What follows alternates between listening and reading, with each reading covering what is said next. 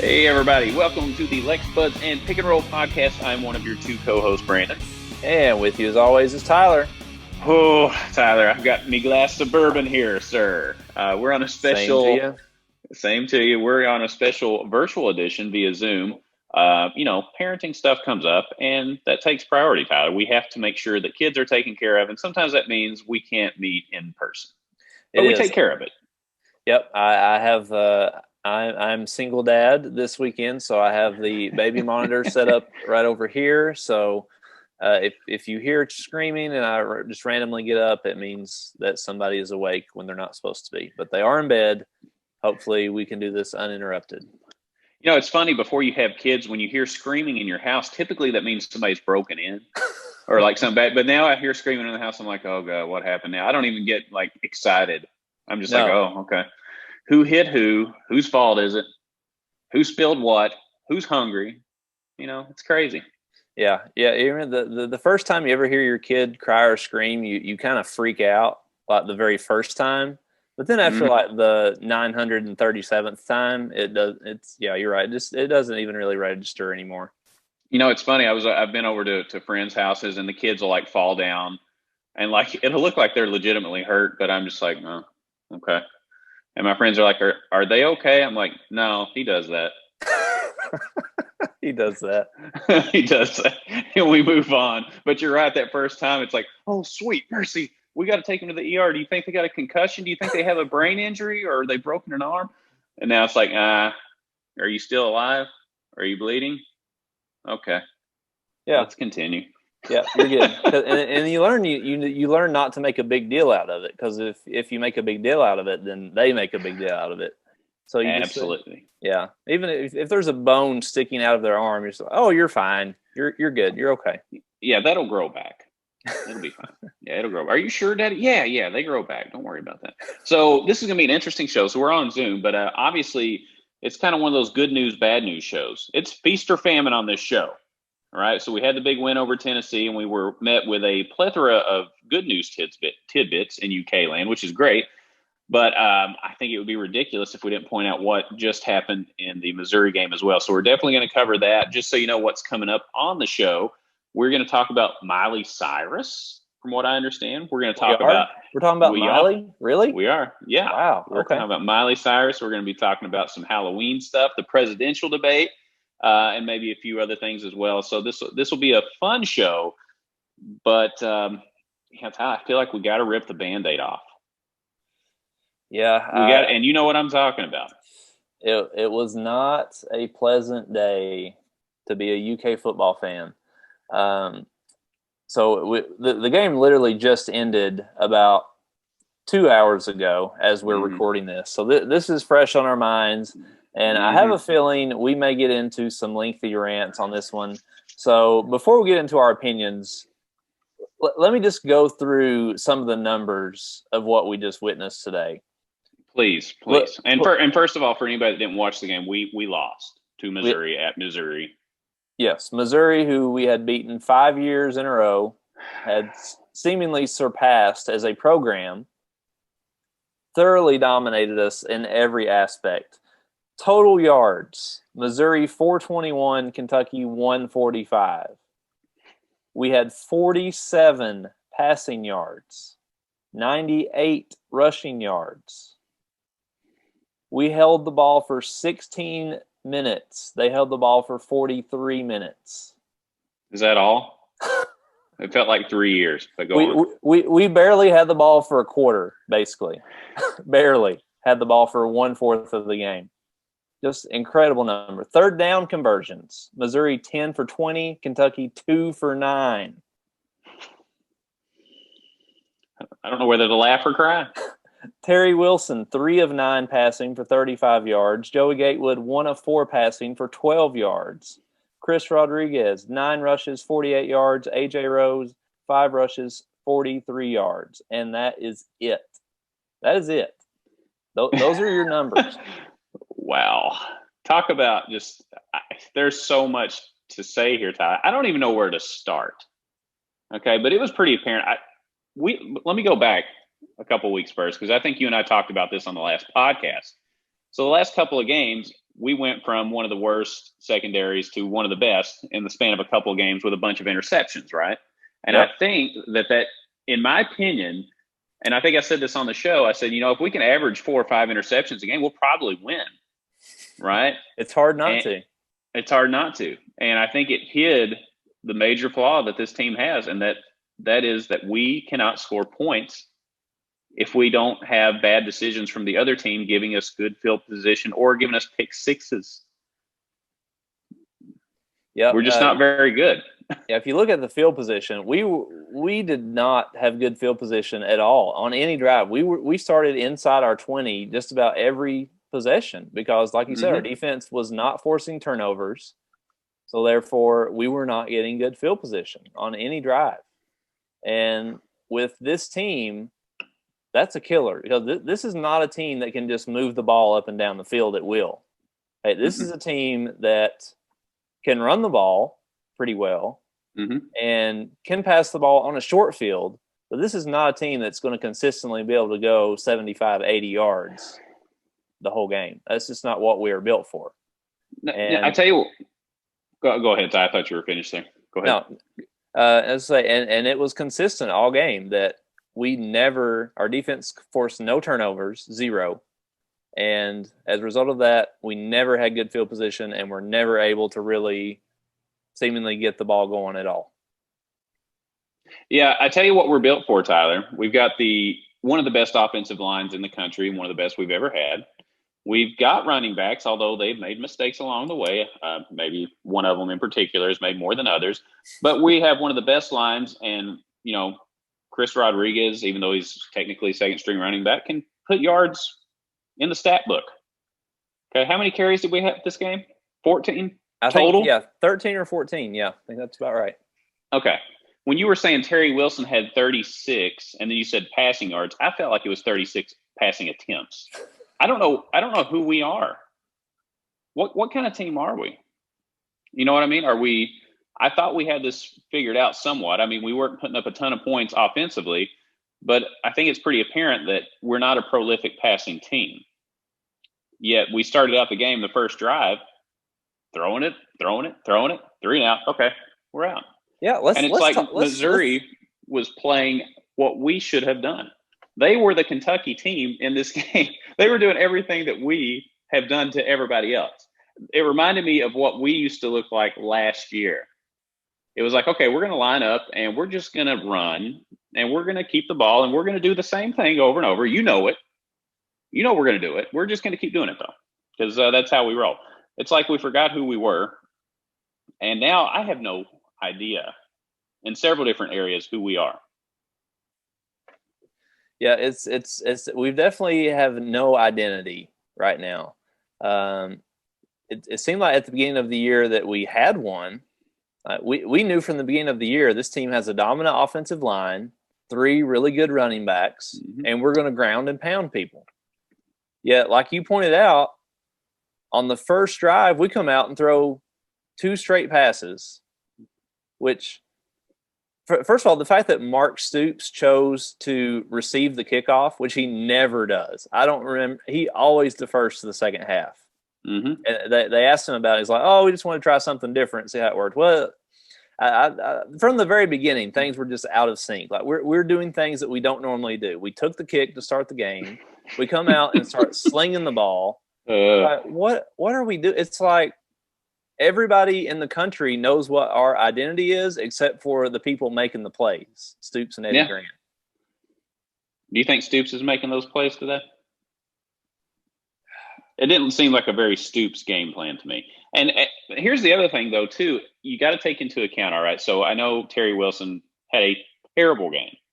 We had Joey Gatewood come in, not much better, let's be honest. But he doesn't really have the experience that Terry has, so I got to give him a little bit of slack, right? I don't know if it's a product of the receivers not getting open. It's a product of them dropping the passes when it hits them right in the hands and chest and the quarterback's losing confidence. I don't know what it is. You know what I mean? Well, there's a lot there. They asked Stoops, when at halftime when he made the change from Terry Wilson to Joey Gatewood, why did you make the switch? And he said Terry missed a couple reads. that he should have made. Mm-hmm. So clearly, at least in the eyes of Stoops, his quarterbacks are not seeing what they should be seeing, and they're not making the right decisions, which is why he made the switch. And then he said Joey also missed some reads, which is why he put Terry back in. So at least in his mind, now, watching on TV, we don't see what the quarterbacks are seeing. We don't see the receivers downfield. We don't know. And Grant, you and I are not football X&O experts to start with.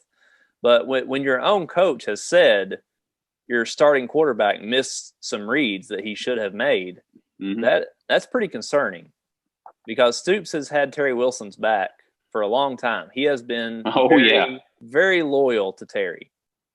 And I think Stoops may be reaching a level of frustration with Terry in that he just does not look like the same guy he was before his injury. Does not look like athletically the burst, the level of speed that he has. It just doesn't look the same. And who knows who the starting quarterback is going to be next game? Well, I think we are now officially in quarterback controversy mode right now. And I want to get to that in just a minute too. And I will second your comment on Terry Wilson. He has had a couple of runs this season where he's had like 30, 40 yards. So it's not like he hasn't had any big plays, but there's a hesitation, or I don't know what it is, but he's not as quick to do something as he used to be. And it's noticeable. I mean, but that's not his fault. He had a major injury, and sometimes that stuff happens. And maybe it was our false expectation that he was going to be 100% the old Terry Wilson, and maybe that's just not the case. Maybe he never will be. Again, not his fault. I still worry, when Stoops says, the quarterback missed some reads. Well, we still have way too many receivers missing some passes, like in their hands. You know what I mean? So that's frustrating. And as a quarterback, I think if I was the quarterback, I'd be like, where do I have to throw the ball for them to catch it? Where do I have to place the ball so that they can continue to help me get yards and they can, score touchdowns? You know what I mean? It just is a big, big problem. It's been going on for years here. I don't know why. It's the weirdest thing, the correlation between drop passes and the Kentucky program. Are we doing something different? I don't know. I don't know either, man. It is baffling. I'm like, what are the wide receivers doing in practice? Are we catching tennis balls in practice? Are we using actual footballs to try to learn to catch the ball? The number of drops, I mean, it's just getting ridiculous what we're seeing every week with drop passes. When Joey Gatewood comes in, his very first pass, Josh Ali dropped it. Was perfect pass and just dropped it. I mean, so in that sense, like what are Terry and Joey supposed to do? I mean, it doesn't matter which quarterback is in there if the receivers can't catch the ball.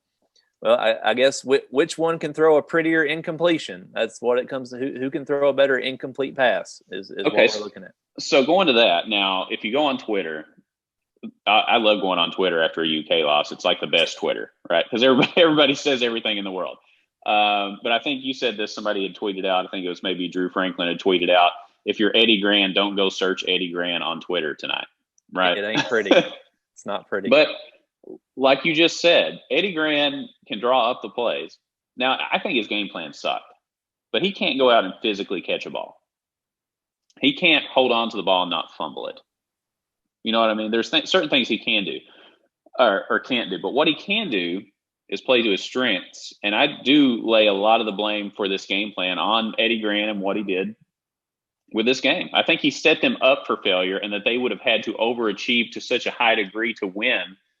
It was like a huge roadblock that they weren't able to overcome. He set them up to have to fight like crazy to be a team that they're not to win the game. I think he put them in a bad spot. You running 14 times a game as a Kentucky team with Mark Stoops as your coach after what we did last year and having the best offensive line in the country, a little ridiculous, in my opinion. I don't know how we got there. 100% agree. The game plan was horrendous. Like we said, coming out and throwing the ball in the first drive. What are we doing? This is not who we are. We come out, we establish the run, we eat up the clock. That's what we do. And he seemed to just be unwilling to do that. And, maybe it's because other teams are basically daring us to throw the football, which is what Tennessee did. And I'm sure they saw something in Missouri's defense when they were scouting that, hey, there's a weakness here. There's an opportunity for us to throw the ball. And maybe they saw something on film. They were going to come out and try to exploit that from the beginning and open up the passing game. But clearly it did not work. And after that first drive, Eddie Gran should have figured that out. But yeah, it was pretty quick. Right? He continued to not want to give the ball to Chris Rodriguez and AJ Rose.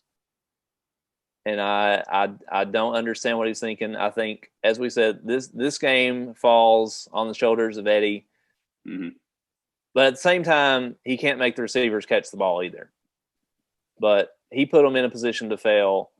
And the players didn't help the situation at all. I mean, they, like you said, they would have had to have overachieved. Well, they definitely did not. They underachieved tonight.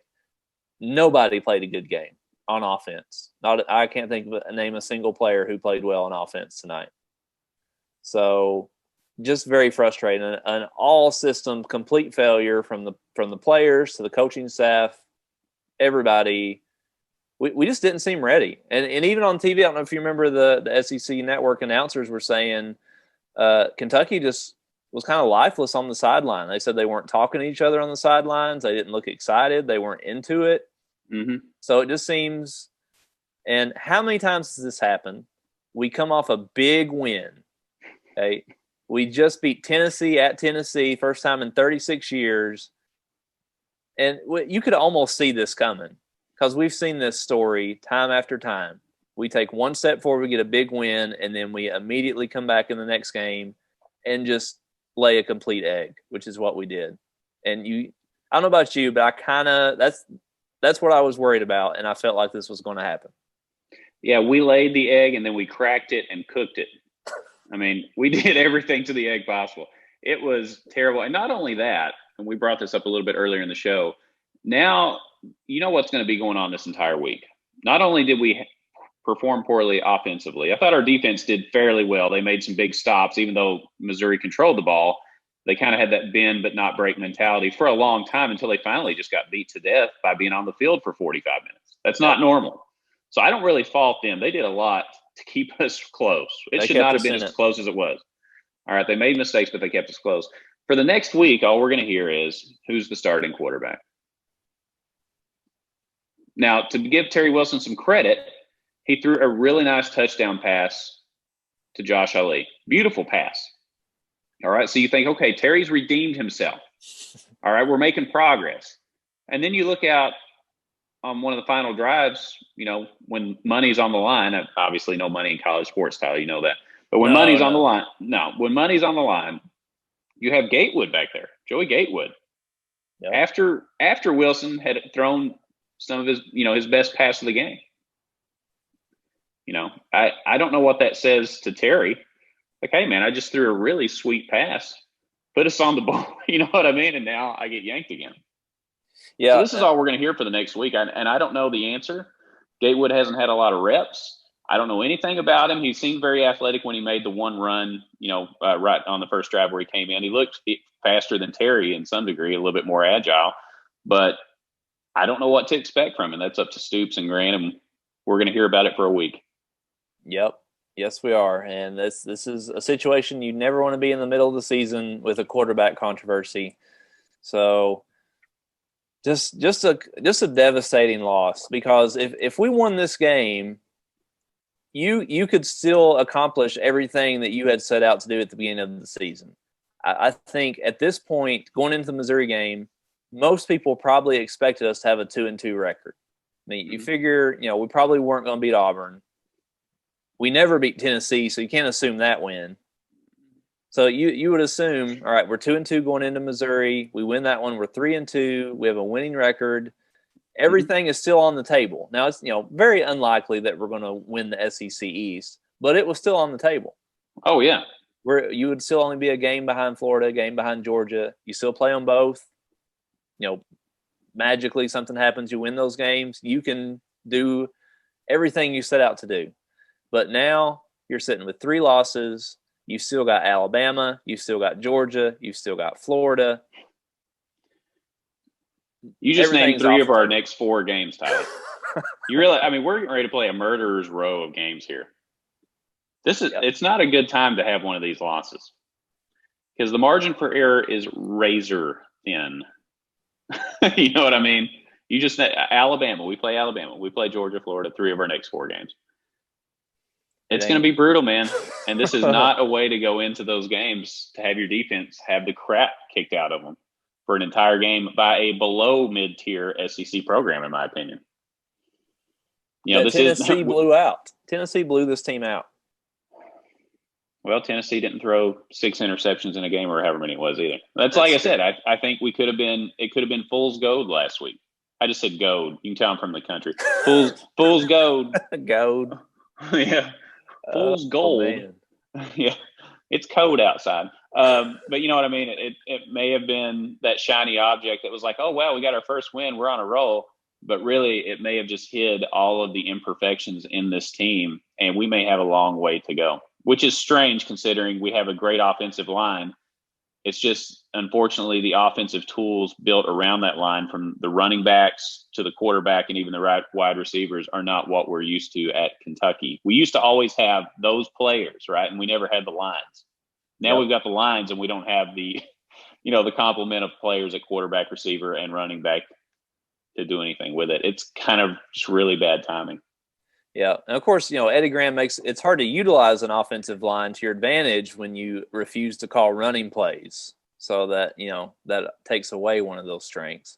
But it seems like even when we did pass, our offensive line does not seem to be good at pass protection. So I feel like every time we passed, Missouri didn't have to rush but 3 or 4 guys, and they were getting pressure every single time.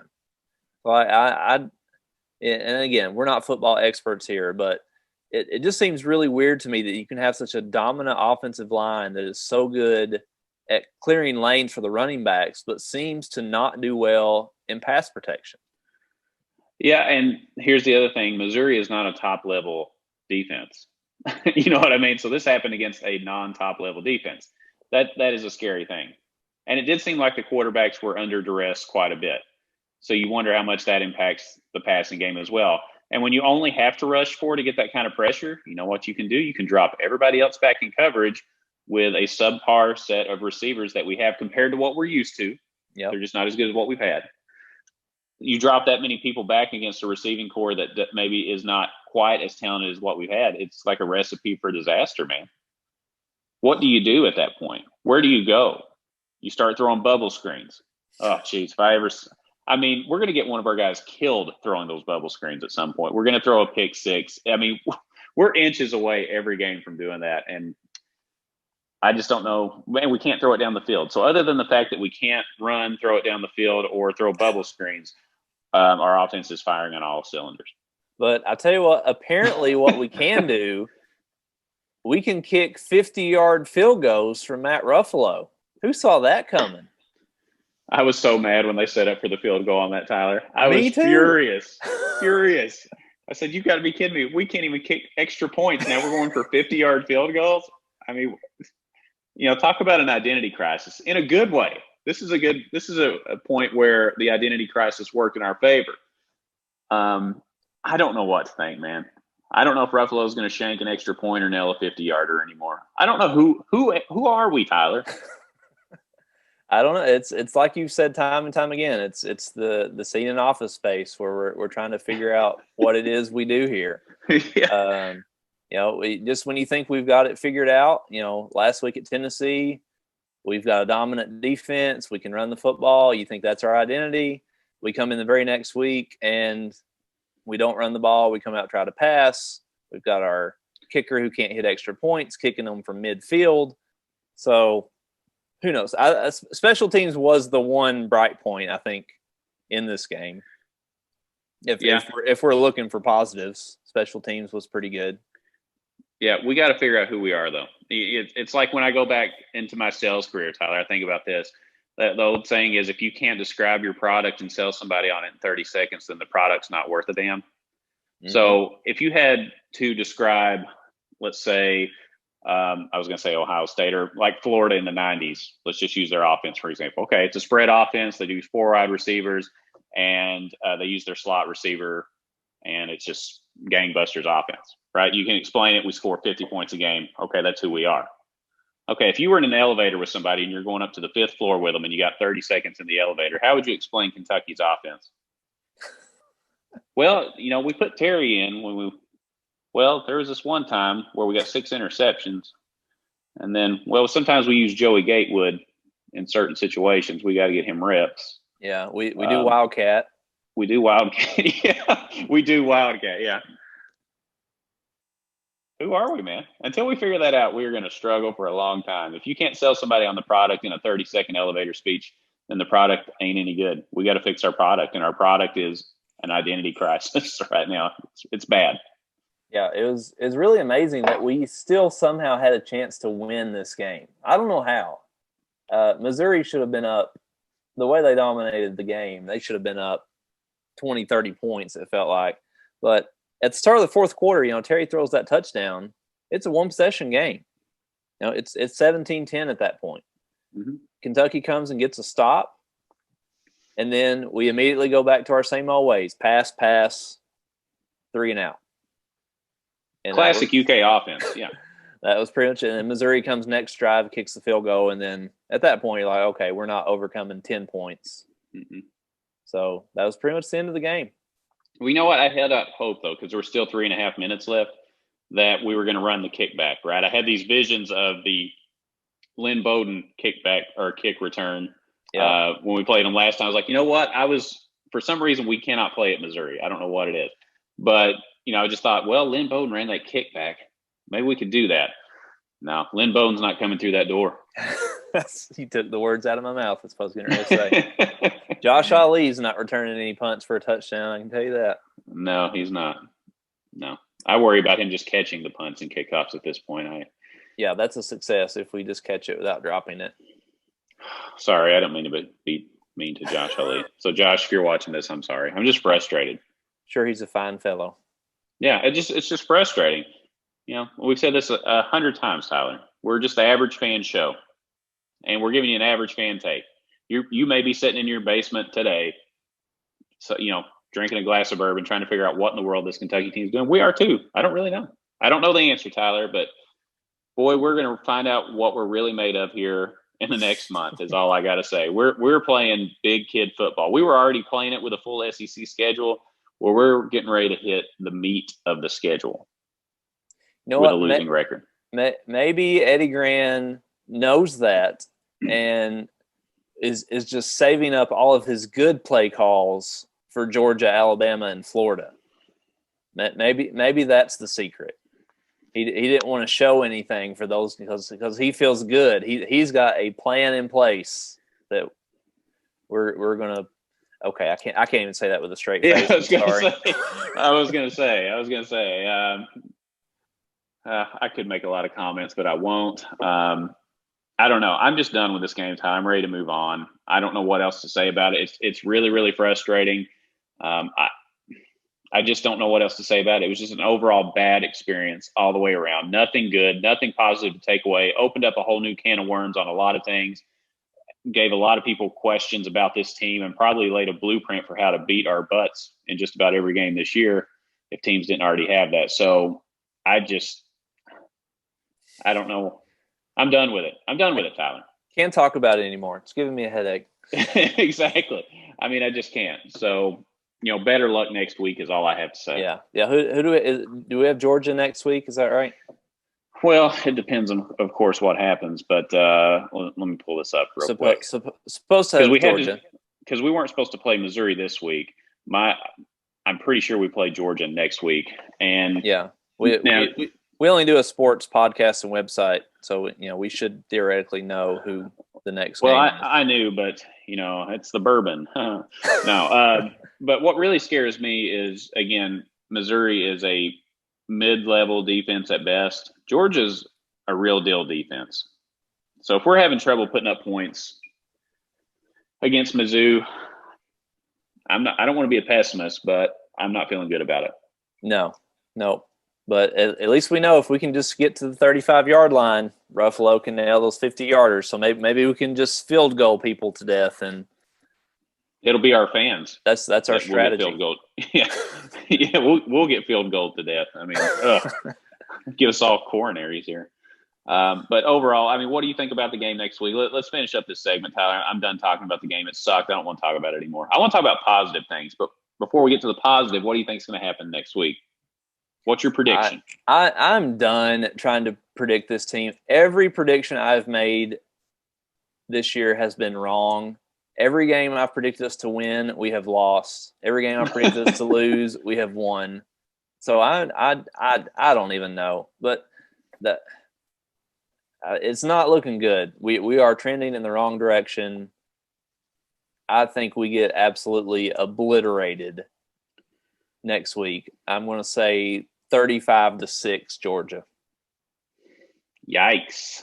Okay. I'll go with the obliteration, but maybe not to that level. I'll go with like 27-10 or something like that. Maybe they put in their second string quarterback in the fourth quarter or something to get them reps and just give us a break. Biggest question though, besides the game, is who's going to be the starting quarterback? That's going to be the $1 million question. Who's going to be the starting quarterback, Tyler? I mean, if Stoops goes with Gatewood, I would just be really surprised. I mean, Terry, like we said, Terry's been his guy, and it's not like Joey came in and lit the world on fire. I mean, he didn't do anything spectacular when he was in, so I mean, who knows? He clearly doesn't know at this point. It may just be whoever has the best week in practice this week. Honestly. I mean, he said as much in the post-game show. He said, "I don't know." Yeah, not sure, and not sure is what he said. I'm sorry, not sure. So it may just come down to who looks good, who's running the offense the best this week. That may be who determines it. I don't know. I think it's going to be Terry Wilson. I think he's going to have a very short leash. We sent out a tweet during the show, just for comparison's sake. This was late in the third quarter. Terry Wilson was 2 for 6 for 9 yards towards the end of the third quarter. Matt Roark in 2011, a wide receiver when we beat Tennessee, was 2 for 6 for 15 yards. So at one point, deep in the game, Terry Wilson was underperforming Matt Roark in the 2011 game against Tennessee. That's not good. Wow. We're not going to win a lot of games that way. So I think Terry's going to get the start, but I think Stoops is going to have a heart-to-heart and say, hey, man, we don't have time. Either get on the train and run it, or we got to try something. You don't have time with the schedule that we have to set and, play loyalty favorites. You got to go with whoever's going to get it done. Because Stoops gets paid on those wins, baby. He's not going to let that money sit around. You can buy a lot of bourbon with that extra $100,000 or whatever he gets. He does. Yep. Yeah, he's going to be missing out on a lot of bourbon this year if he doesn't get those wins. And cigars, bourbon and cigars. Yeah. But interesting segment, Tyler. I'm glad we ripped the Band-Aid off. I feel a little bit better. But if it's okay with you, let's take a break. Are you good with that? Let's take a break. Come back. We're going to talk Miley Cyrus. We're going to talk Halloween. What else are we talking about, Tyler? Well, some big basketball news this week. Oh, yeah, that's right. We have some good news in UK land to talk about. So a lot more stuff coming up. We will take a break, and we'll see you in just a bit. Because you had a bad day, you take one down, you sing a sad song just to turn it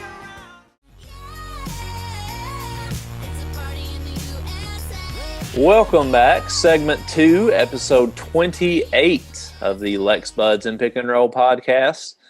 We talked football in that first segment, which was all disappointing. But, Brandon, we did get some very good news. Actually, a couple things of good news this week on the basketball front. The biggest of which, for this coming season, Wake Forest transfer Olivier Sarr was declared eligible, finally, by the NCAA this week. It's been about 6 months, I think, since he first transferred, and we finally got a decision.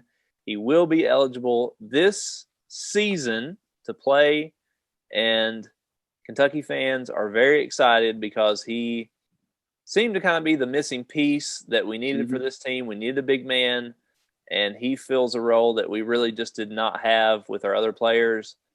And this has significantly increased expectations on this team. Brandon, are you excited about the news of Olivier Sarr?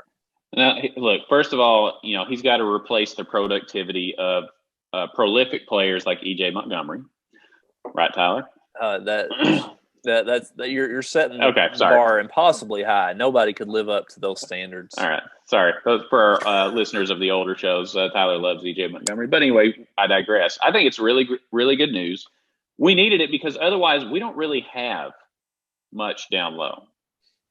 Or anything proven, I guess I should say. Olivier Sarr is a known commodity that played against top-level competition. I think I saw one game he played last year. I didn't see really any of his other games. You didn't watch a lot of Wake Forest basketball last year? And I think I maybe only caught a few minutes. But, so I knew who he was and looked solid. We just need that. And I think the senior leadership will help out as well because this is a completely new roster, man. The turnover on this team is probably greater than we've ever had. If these guys walked into a room right now, I wouldn't be able to tell you who's who. I don't know them. I don't know them at all. You know what I mean? We have nobody coming back that the fans can say, well, I can't wait to see how they develop. Who is that? Right? Keon Brooks. That's the only one. Yep. And he cut his hair, so I'm not sure I would even recognize him anymore either. Yeah, so there's so much unknown. So to have a known commodity is great. And you know my opinion on recruiting. I know we've got some very high-profile freshmen this year with B.J. Boston and Terrence Clark. That is great news, right? We've been lacking the star-studded power from the top 5 level recruits. So I'm glad that we have them. But the cynical side of me as a UK fan says, you know what? I've been burned pretty bad on recruiting projections over the last 5 years. Just be real with it. Okay? Yep. I've been burned by saying, oh, this guy plays like this player. He's a top 10 player. Oh, great. Okay, well, they either transfer or we never get the full thing, the full talent out of them before they leave. So I hate to be one of those fans. I'm excited about this team. I can't wait to see what happens. But I've gotten burned so many times, I'm going to take the wait and see approach. I'm like a scorned lover, Tyler. You know what? This if I was going on now, I'm happily married, but if I was on a date with somebody, I'd be like, yeah, they're just too nice. There's got to be something wrong. There's got to be something wrong there. Why are they single? I don't know. You know what I mean? Does that make sense? So you're officially the old grumpy UK fan. No, I'm not the old grumpy UK fan. I just know what's happened over the last 4 or 5 years, with the exception of the Fox Monk Bam year. We've gotten fed the line on recruits left and right, and it hasn't helped us any. How many Final Fours have we went to? 0. How much bad basketball do we play between the months of November and December? A lot. Evansville. Evansville. We play a lot of bad basketball in November and December with recruits that haven't been top level. We'll see if that changes this year. I hope I'm completely wrong, but I just want to see it. I just want to see it with my own 2 eyes and not what the basketball analysts and recruiting experts have to say, because I've heard it. I've heard the line once before. I'll wait and see it for myself. But I'm excited overall. I can't wait to see. You don't sound excited. Are you sure you're excited? Okay. I'm very excited. Jeez. All right. I'm very excited, but the other part of me is like, okay, I'm excited, but I've seen this show before. You have tempered excitement. Tempered excitement. It's like you, Tyler. We talked about the Die Hard movies. I don't know if it was on the show or just outside of the show. You're like, yeah, the first Die Hard was awesome. The second one was bad. The third one was pretty good. And some of the other ones are okay. That's like the UK basketball team. It's like Die Hard. The first one was awesome. It's hard to top it. And then, it's kind of hit or miss after that. You don't really know what you're going to get. Wow. Didn't know we were going to get a Die Hard analogy here. Very, very, very impressive. You're welcome. But no, I completely get that. I completely understand. And in some ways, I'm similar in that it's hard to get excited when we don't even know any of these guys. We don't really know how good they are. We don't know. We've never seen them. So we just kind of have to wait and see. We'll see once they lace them up and we have our first game. We'll see what we've got. But yeah, how do we know if this is? We don't know if this is a Final Four team or a Sweet 16 because we just don't know. We don't know these guys. But like we said, Sarr is a known commodity. He averaged basically a triple-double in the ACC. He had some of his best games against Duke and Louisville and some of the other high-level teams. So we know what he's capable of. I think if you're trying to compare him to somebody, I don't know that we've really had anybody like him recently, because he's a big man who's very skilled offensively, and we have not had a skilled big man maybe since Karl Towns, maybe. I mean, because Nick Richards was good, but Nick Richards wasn't creating his own shots. No, not at all. Yeah. I'm trying to even think back who we had before. Well, usually what we get, Tyler, is we get very raw players that have talent, but they are raw. They are not developed whatsoever. Now, during the NCAA tournament, sometimes we have these magical runs where people develop and they do a little bit better. But for the most part, they end up developing and fine-tuning those skills that they were just getting going once they get to the NBA. Right? I mean, that's what happens to us inevitably, and for better or for worse. Yeah. So it's nice to have a player that is already there. It's a finished product. It's not a beta version of a player, right? Like companies send out beta versions of products. Oh, we're going to test this product. I hope it works. No, this is a full-on product that is ready to go. And I don't know. I'm really excited for him as well, because I know it meant a lot for Olivier Sarr to be able to do this. I know he wanted to play on a bigger stage with a very high-level program. So, I mean, it's exciting for us, but you got to think for him, it's like a dream come true. So as I get older, I'm 38 years old. I think I mentioned that on the show a few times. I started thinking about, these are, to me, they're kids. They are. For better or for worse. They're in college. They're not out in the real world yet. I know they're a little bit older than 18, but you just think when you were in college, if you would have gotten news like that, it like changes the whole world. So I just try to think about that as, if my son got that news, I'd be really excited. And I hope everything works out this year. We'll see how it goes. Yeah, I was excited, and I think I've grown skeptical. I just assumed the NCAA was going to not allow him to play this year, because it was just taking so long. We'd seen this with Enes Kanter, back in 2011, where he wasn't allowed to play. And you just felt like the longer it dragged on, the less likely it was that he would get cleared. So just exciting just for him, like you said, that he is going to get a play. It's going to make a huge difference on this team. I feel like he is the one position that they weren't pretty solid in. We're set at the 2 and the 3. You figure Keon Brooks can step in at the 4. We've got 2 point guards. You hope at least one of them will turn out to be, that will grab that starting job. So we had talent at every position except the 5, and now we have that. So if Cal can get all the pieces to come together, it seems like they're there to make a run. So if anybody can do it, he can. All right. Exactly. Now he got a little bit of really good news too. We were talking about recruiting a little bit. Little Birdie told me, Tyler, that we got some really good news on the recruiting front. We did. Being sarcastic, of course, but you want to tell everybody who that is? Yes. So class of 2022. So this is a junior in high school currently, named of Sky Clark. He is the 13th ranked player in 2022, 5-star combo guard. He can play the 1, he can play the 2. Seems to be, from what I've seen and read, pretty good shooter. So Cal seems to have a little bit of the swagger and the mojo back. We're picking up recruits. And we beat North Carolina out for this guy. So anytime we beat out North Carolina or Duke or Kansas for somebody, I feel pretty good about them. Yeah, I agree. And to have this level of player, I mean, I've actually watched some of his tapes. And, of course, again, you know me, I'm skeptical me. I understand that they're high school mixtapes. I get all that. But sometimes you can see where the talent could transfer, right? This guy's not just beating up on kids that are 6 inches shorter than him or just not as fast. The athleticism and the skills are there to translate to the college level and beyond. All right, so this is, I think, is a next level player just from what I've seen on the tape.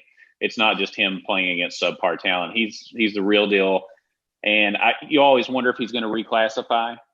I know it's a longer range recruit, but as we've seen, if Cal wants somebody to reclassify, somehow they manage to do it. I don't know how. It somehow happens. Yeah, I didn't know when I was in high school that, I could just finish a year early and just go on to college. My guidance counselor never told me about that option. I didn't get the memo. No, I didn't get that at all. That still blows me away. It's like, no, I think I'm just going to graduate a year early. I'm good. We didn't get to do that, Yeah, no, that was never offered to me. I guess clearly I was not a good enough basketball player to get that option. But that's all right. It's all right. So, we had some bad news with the game today, but good news in basketball. So at least we had something positive happen this week, right? I'll take the good news. We'll take it any way we can at this point, Tyler. Now, with some, I don't know if this is good news or bad news. I guess it just depends on your music preferences. Mm-hmm. Brandon, you sent me a text this week that I was very shocked by. You sent me a headline, and the headline said that Miley Cyrus of twerking fame is going to be releasing a Metallica tribute album. That's correct. Well, I don't know if it's a tribute or just a covers album, but it's going to be all Metallica songs. Sung by Miley Cyrus, correct. She's going to be singing them all. That's correct. Now, Tyler, if you follow Miley Cyrus's career, which I know you do, very you closely. Just don't want to say it out loud. At some of her live shows, she has sang "Nothing Else Matters," which is kind of, I wouldn't say it's a ballad by Metallica. I don't think there's any such thing, but it's one of their slower songs. She already sings that live, and she's a very big Metallica fan. You bet you didn't know that, did she? So she's either twerking or she's either twerking or headbanging. One of the two. I don't know if you can do them both. If you could twerk and headbang at the same time, then you have achieved something. Actually, I think I would have to go to a chiropractor if I did that. That's got to throw something out of whack. Just physics alone, I think that defies physics. But I don't know when it's going to be out. But she just did an interview recently where she talked about being really excited about the project. She's a huge Metallica fan. And, as a Metallica fan myself, I found it to be very interesting, to say the least. Are you going to buy the album? I cannot tell you the last album that I actually bought. It's probably been at least 15 years. Do you still buy albums? No. I buy like the digital copies. Like if there's a digital version of an album, I will buy it just to support the artist. Because if you don't buy it, then they're just stop making music. So I'm like, well, I'll pay for 10 of your crappy songs if you can give me 3 good ones. Yeah. What was the last album you bought? Oh, geez, like actual physical album? Yes. What do you think the last CD you actually bought was? Tyler, this was when I was in college. I know. I don't think I've bought one since college either. The last physical CD I bought was in college. There was 2 that I distinctly remember buying because even in college I didn't buy them. I got on LimeWire. Do you remember LimeWire? Oh yeah, that's what replaced Napster. Yeah. I should say I didn't get on LimeWire, but I know a guy that did. That was not me. Okay. Yeah, and you too, Tyler. Correct. Mm-hmm. Mm-hmm. Okay.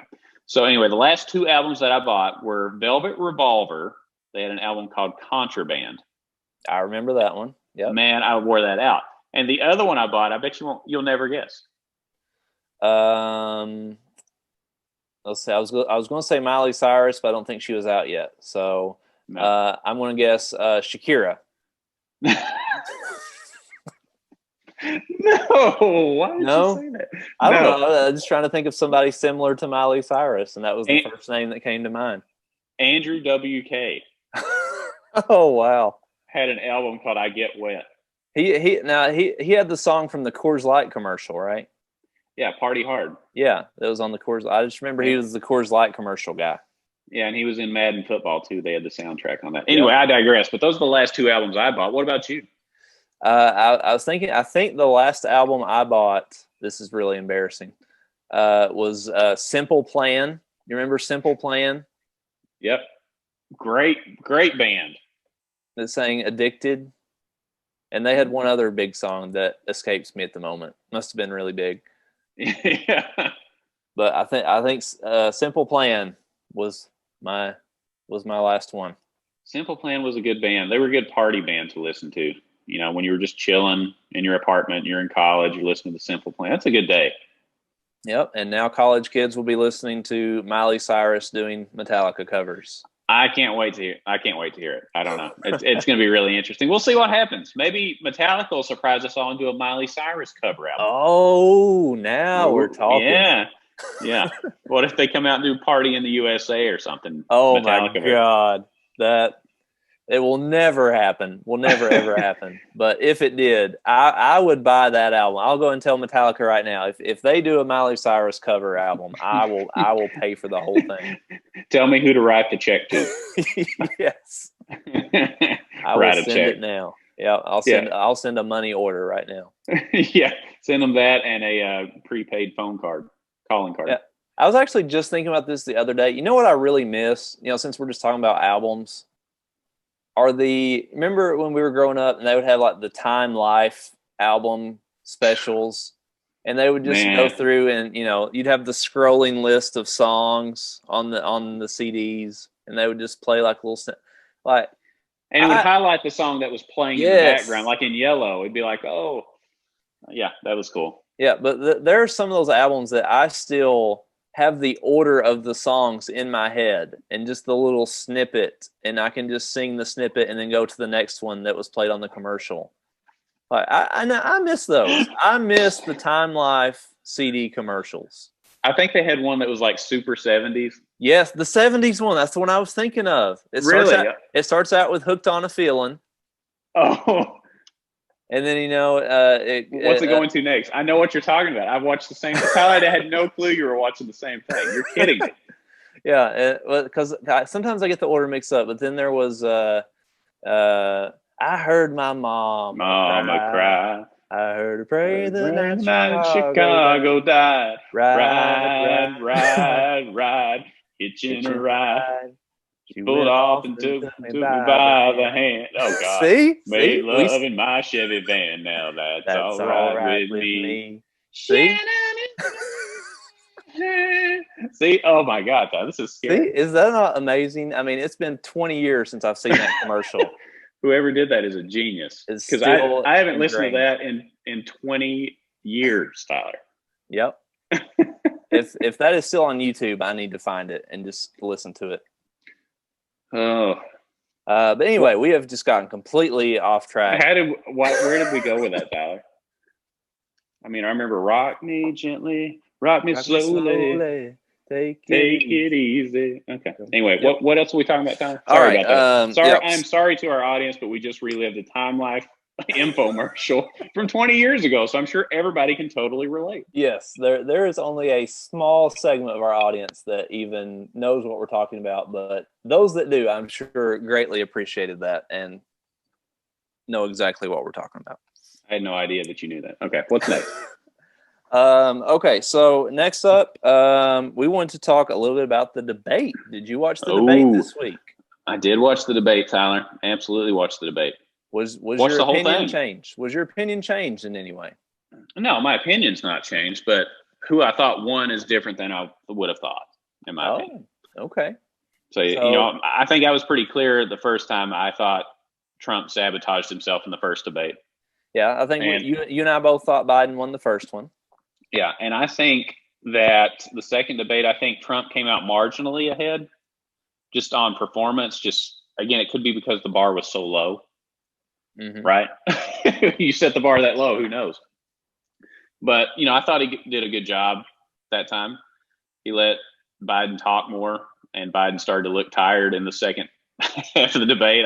I told my wife, I said, I think somebody needs to unplug it and plug Joe back in again. like a computer or something, you know what I mean? I was like, but, again, he was marginally better, but in my opinion, that's just my opinion, though. Who do you think did better? I'm sure you've already voted, so what's it matter? Yeah, it's really weird watching a debate when you've already voted. I sent my mail-in ballot a couple weeks ago, and so normally, I always try to keep an open mind, when I watch the debates, and allow myself try to give myself the opportunity to be persuaded one way or the other, and even if I think I know who I'm going to vote for, I'm still giving the other person a chance to convince me I should vote for them. But in this case, when you've already voted, it's just kind of weird. It's kind of like when you watch a sporting event on DVR. The result has already happened, which in this case, my vote has already happened. So, it didn't really matter to me because my vote's already been cast. Right. But I agree with you. I think Trump did much better in this one. Just staying quiet. Yeah. Yeah, and he can be Trump can be a very good debater when he's not just acting like a complete child. I mean, Yes. he is good at debating when he is focused and not just doing crazy stuff. And I don't think Biden is an exceptional debater. I think he's fine, but he's not going to overwhelm anybody. I don't think. I think that's actually the campaign slogan for Biden, Tyler. He's fine. Yeah. I think that's actually their official bumper sticker. But you know what? That may be all he has to do to win this year. Yeah. So if that's all he has to do, then go for it. And I think you hit the nail on the head right there. I think all Biden had to do in this debate was just not screw up, because he's ahead in all the polls right now by a pretty comfortable margin, which take that for a grain of salt. We've seen polls be wrong. But, everybody thinks he's in the lead. And the only thing that I think was going to change that is if he just came out and was just completely awful. And you noted he seemed to get a little tired as it went on, but I don't think he was bad in any means. I don't think that he didn't say anything stupid. He didn't do anything that Trump could really capitalize on. And I think that's all he needed to do. He just needed to be steady. You can tell that he prepped a long time for this. He was making sure that he didn't screw up. And I think that's all he needed to do. Trump may have won the debate, probably, in my opinion, slightly. But I don't. So you agree? I didn't know which way you went on that. I think Trump did a little better in this one, and but I don't think it's going to be enough, honestly, for him. I think he needed Biden to screw up, and I don't think it happened. It's going to be tough, man. I like you mentioned the polls. If you look at the national polls, I think on the Real Clear Politics, it's like a 7 or 8 point lead for Biden. Which I told I can't remember who I was telling this to. I'm having flashbacks of 2016 because it's like the same scenario. But so nationally, he's like 7 or 8 points down. But if you look at the swing states, it's 3 points.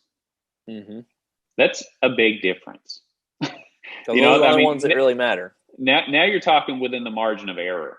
Now, last time, it happened to fall all in Trump's favor. All the margins of error he benefited from, basically, right? I mean, he kind of had like a straight. Like if you're playing poker, it's like the best hand you can get. He got them all. Whether he does it again or not, I don't know. But we'll see how it goes. Pennsylvania will probably decide the election again, and it is very close there. So we shall see. Yeah, we are just about a week and a half away now. Oh, God, I can't wait for it to be over. Thank goodness. Yes, amen. I'm just ready for this madness to be over so we can move on. Maybe next week we can make our predictions on. Oh, it's going to be nerve-wracking, Tyler. I got to really think about this. But, yeah, it's going to be exciting. So we had the election this week. That was exciting. Something else. Mean the debates, not the election. The debate this week. Sorry. Yeah. Something else that I am personally very excited about this week. On Amazon Prime, I don't know if you've seen it yet, Borat 2 was just released. Now, oh, boy. You and I are both, I think, big fans of the original Borat. Came out when we were in college. And right in our wheelhouse. Yeah. I mean, just one of those comedies that you just rewatch over and over again. I think for the last 10 years, people have been doing the Borat very nice. Very nice. Very nice. How much? And now it's back. Now we can start doing our Borat voices all over again. Thank goodness. I didn't want to have to retire that. Just when you think 2020 is, in the crapper, nothing good could come. Borat comes out with another movie, which blows me away because I think everybody in the U.S. has got to know who this guy is. Yet he still finds a way. And I haven't watched the movie yet. I haven't either. I'm going to be wrong on this. But I'm going to watch it this weekend, I think. But he still finds a way to get people in compromising positions that don't know who he is. That blows me away. It's such a recognizable image. Yeah, I mean, he's playing the exact same character, too. Dressed the same, looks the same. You'd have to have lived under a rock to not know who that character is. I'm interested to see The Rudy Giuliani scene. That's what everybody is wanting to see. And I'm going to keep an open mind. I have no clue. I ain't watched it. But I've seen some people say, oh, I can't believe this happened. And I've seen some people say, well, that was it. So I really don't know. I'm just going to go into it with an open mind, see what happens. But that aside, it just blows my mind that he can find himself still in these positions with such a recognizable look. And people don't spot him out. Yeah.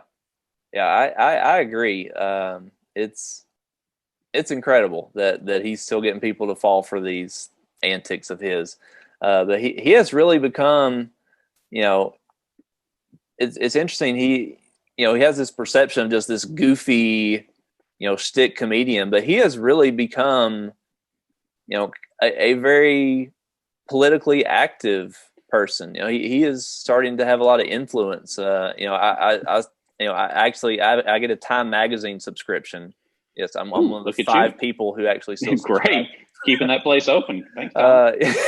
And so I'm flipping through my Time magazine, and there's an article from Sacha Baron Cohen in Time magazine that he had written, a political piece. I'm like, holy cow! Here's this goofy comedian who is that's funny, very engaged in politics. So he's just an interesting guy, if nothing else. Regardless of what you think of him politically, just he seems like he would be fun to hang out with. Yeah. Well, that's what those frat guys thought in the first movie. They thought he looked like a cool guy to hang out with. Next thing you know, they look like idiots in the movie. Maybe that's what everybody thinks. Like, hey, this guy's cool. Well, let him in. Yeah, he doesn't know what's going on. Next thing you know, he puts you in spots where you're calling your attorneys afterwards, like, how are we going to handle this? What are we going to do? It's going to be out in the movie. I don't know what to do. It's going to be good. I hope it's good. I have no clue. It's a sequel. A lot of times sequels aren't as good as the first. Very rare occasions where that's the case. Terminator 2 being one of those. Yeah. That's probably the best example. I've never watched the Godfather movies, but a lot of people say Godfather 2 Me either. I've never seen them either. What about Scream 2? I was a big fan of Scream 2. I was a big fan of Scream 2, but the original, it's hard to top the original. Yeah, the original was better. But 2 was good. After that, they kind of went south. Kind of like the Friday the 13th franchise. Yes. So the last thing I want to talk about, Brandon, it is Halloween this week. Yes. So many of our listeners probably are making plans for what they're going to do.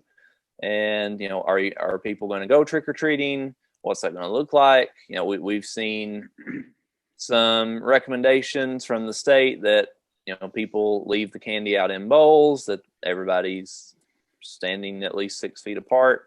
Brandon, do you think people are going to follow these recommendations and standards for Halloween, or do you think it's going to be the typical free-for-all? People are going to be going up to people's houses. People are going to be handing candy directly. What are you expecting Halloween to look like? Come one, come all. To the Brandon Boyd household. I've got candy. I'm handing it out. If you want it, come and get it. If it were up to, let me not rant because I don't want to end the show on the rant. But I love your rants. I think if it were up to the governor, we would have Halloween from 10 to 10:30 in the morning, and it would be over with. And you couldn't wear costumes. Everybody would have to wear masks, and it's just done. They've tried to kill fun all year. I'm just not doing it. I'm over it, man. I'm done with it. Let me say, have you read some of the alternative recommendations that they made that you could do instead of trick-or-treating? I haven't. Please read them. Do you have them? I wish I had the full list, but I remember a couple of them.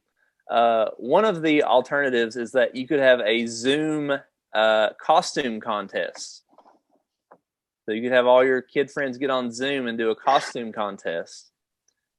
And then instead of going trick-or-treating, the recommendation was you have, you and your wife, and you could have, some family members over, and you hide in different rooms in your house, and they go knock on the door to the room that you are in to trick-or-treat. So that was the suggestion. Instead of kids going out trick-or-treating, they trick-or-treat in their house in different rooms.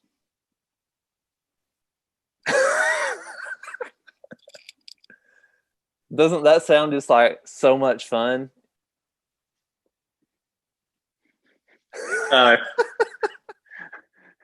I mean, you got to be careful here. It's just us talking. It's like the virtual Thanksgiving. I know they're going to just say, do everybody do virtual Thanksgiving? Right? You do all these things. Let me tell you something. So I saw something, where even if there's a vaccine, stuff won't be available till mid next year, late next year, whatever. Are you going to go without doing these traditions with your kids? That'll be going on like over a year, going into 2 years. Your kids grow up fast. Your family members pass away and you don't see them. All for something with a rate of death that is so low. Now the rate is higher because, initially we lost a lot more people per whatever 100,000 it was, but people are getting treated differently now. That's not the case. You're going to lose family. Your kids are going to grow up on you, and you're going to miss all these things like Halloween. One day they're going to wake up and say, "Daddy, I don't want to go trick-or-treat." Yeah. If we skip a couple years of trick-or-treating, they're going to be in middle school soon and not going to want to go trick-or-treating. They're going to be too old. And you're going to look up and say, "Wow, I wish I would have had these memories with my kids and my family." Your aunt or your uncle or whoever it is, they may not be here next year. Now the cynics will say, "Well, because you had them over for coronavirus and you killed everybody." But the reality is, life is all about risks. When you get in your car, you take a risk that based on the rate of death on the road, you're willing to get in the car and get on the interstate and drive 75 miles an hour. It's a lot safer to drive 30 miles an hour, but you make a conscious decision to go 75. You make a decision when you do anything that there's a certain calculated risk. And in my opinion, this is a calculated risk that I don't think people should give up family traditions and family memories that you will never get back again. Hand out the damn candy. Fill it full, baby. Fill it full. Yeah, it's it's fine. If people don't feel comfortable going trick-or-treating, don't by all means don't go. Yes. Exactly. If you're uncomfortable with it, if you don't feel safe passing out candy, don't pass out candy. I don't think anybody is going to have a problem with that. But those recommendations, like who are you kidding, dude? Like nobody's going to do that. People are going to take their kids trick-or-treating if they want to. If they don't, they won't. Mm-hmm. But nobody's doing a virtual Zoom costume contest. Like that's just ridiculous. Just stop, please. Like I can't deal with these idiotic recommendations. That is just, it drives me crazy. It drives me crazy. Yeah, and you're spot on. And this goes with schooling and everything that we're dealing with. For anybody that's afraid of this thing, just go do your thing and just stay away from people. I don't have a problem with that. I don't care about that. But don't make the choice for everybody else. You know what I mean? I guess that's my whole thing. If you are worried that people are going to go out and then they're going to bring the virus to you, then just don't have people over to your house.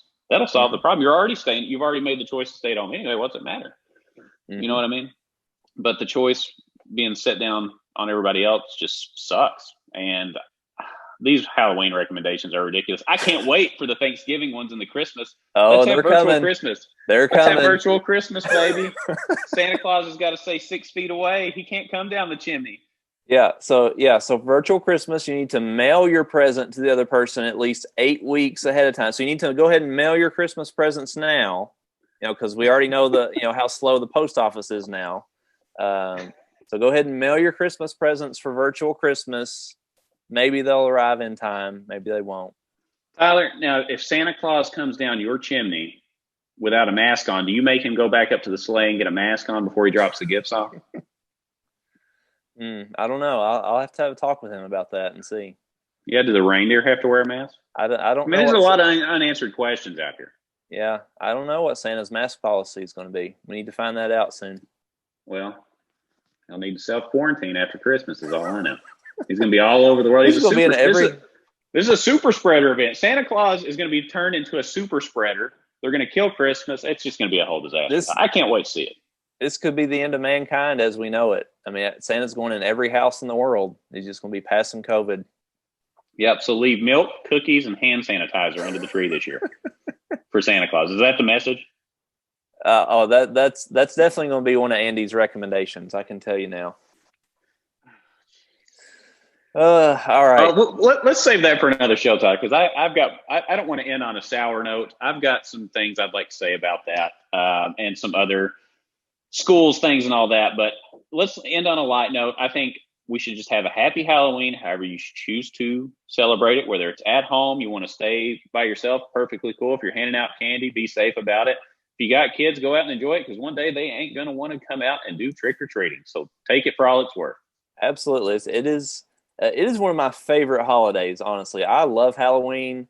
It's, all the leaves are changing. It's just a pretty time in Kentucky. You've got all the scary movies on all week. So, whether you go out trick-or-treating or whether you just stay in your house and watch Halloween or Friday the 13th, it's just a great time of year. Football's going. I just love it. I love this time of year. I love Halloween. I'm looking forward to this week. My birthday is tomorrow. Woo! So just a big week in the Bentley household. So we are very excited. Yeah, Tyler, I'll have a special bourbon over here waiting for you. Thank you so much. Absolutely.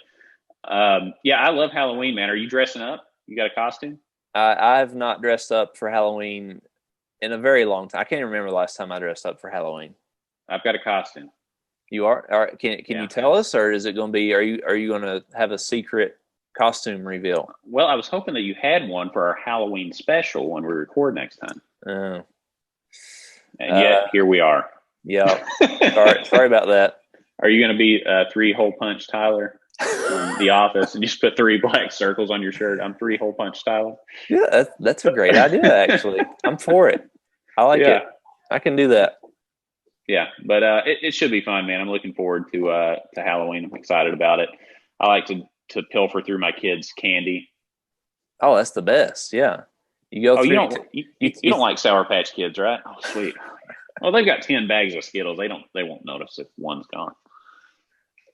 Yeah, you go through. You take out all the Reese cups. You get all the good stuff out of there that night.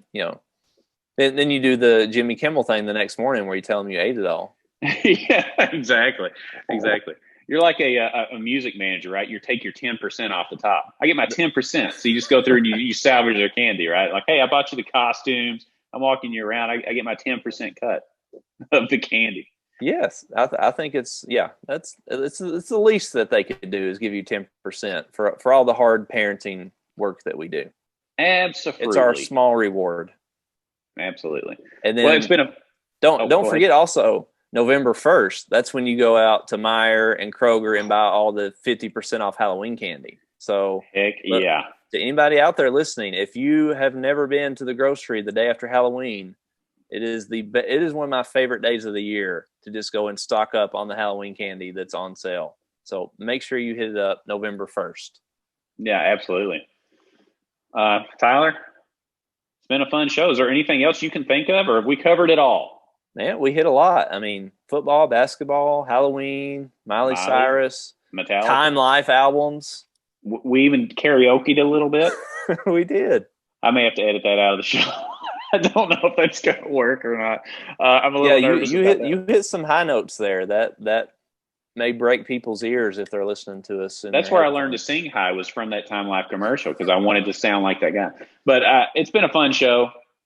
I hope you can tell we have a good time doing this. I know the game was a little bit of a bummer, but we had some bourbon. It sounds like we've done some therapy here together, Tyler. We've gotten through it, and we've gotten through it together. You know that. Yeah. Absolutely. So you can always catch our video podcast if you're listening to this on audio on lexbuds.com. We've got some cool new articles up there as well. And then on Twitter at LexBuds, on Facebook, search us at LexBuds and Pick and Roll. And Tyler, it was fun. Yeah, I had a blast, man. I feel much better. We vented and we've moved on. Ready for the next game. Ready to go against Georgia next week. Absolutely. Do you think we can get our sign off at the same time on video? Oh, I don't know. Let's give it a shot. Let's do it. All right, ready? 1, 2, 3. Stay classy, Kentucky. That was horrible. We'll see you next time.